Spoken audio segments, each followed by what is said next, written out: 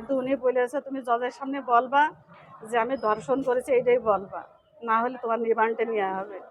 কিন্তু এখন ভয়ে উনি বলেছে জজের সামনে যে হ্যাঁ। না, দারোগার নাম বলিনি।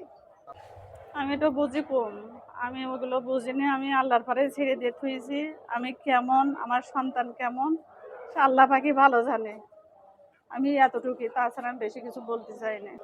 মনে হচ্ছে কিভাবে অ্যাক্সিডেন্টে বাচ্চাটা মারাই গেছে, তাছাড়া বাচ্চা কোনো ক্ষতি হয়নি, কোনো ক্ষত হয়নি, এইটুকু আমি জানি। তা আমার মেয়ের সাথে যদি, আমার মেয়ে যদি এরকম মারা যেত তো আমার তো কষ্ট লাগতো যে না আমার মেয়ে এরকম মারা গিয়েছে। কিন্তু আমি এইটুকু জানি যে আছে কি বাচ্চাটা মানে ক্ষত হয়নি, এমনি হয়তো মুখের ইসের দ্বারাই সে মুখ ঠিটে ধরিল, সেইভাবে মারা গিয়েছে। আমি ওখানে ছিলাম না, আমি ওখানে ছিলাম না, কিন্তু যতটুকু আমি জানি আমার বাচ্চা আমার সাথে বলেছে যে আম্মু, যখন আমি কুষ্টিয়ায় গিয়েছিলাম সেই সময় মনে করে আমার যে ধরাই দিল সে যে দারোগার হাতে, সেই দারোগা সাথে মানে ছেলে স্বীকার করেছে যে আমি হচ্ছে এইভাবে একটা অ্যাক্সিডেন্টে মারা গিয়েছে, কিন্তু আমি বাচ্চাটুকুর আমি ধর্ষণ করিনি। কিন্তু উনি বলেছে তুমি জজের সামনে বলবা যে আমি ধর্ষণ করেছি, এইটাই বলবা, না হলে তোমার রিমান্ডে নেওয়া হবে। কিন্তু ভয়ে দারোগা সাহেব বলেছে, তো এখন ভয়ে উনি বলেছে জজের সামনে যে হ্যাঁ। না, দারোগার নাম বলিনি।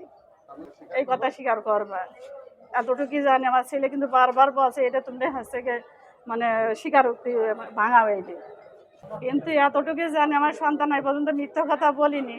হয়তো কোনো শয়তানের চক্রান্তে পড়ে কিছু হয়তো গালে নিয়েছে, নেওয়ার পরে হয়তো মাথায় খেলেনি, কীভাবে বাচ্চাটুকু তার হাতে মারা গিয়েছে। কিন্তু এটুকু জানি যে বারবার বলছে আমি বাচ্চা ধর্ষণ করিনি। না, আমি হচ্ছে কালীগঞ্জ ফারাসপুরে থেকে আমি বাপের বাড়ির দিকেই থাকি, বাপের বাড়ির দিকেই থাকি।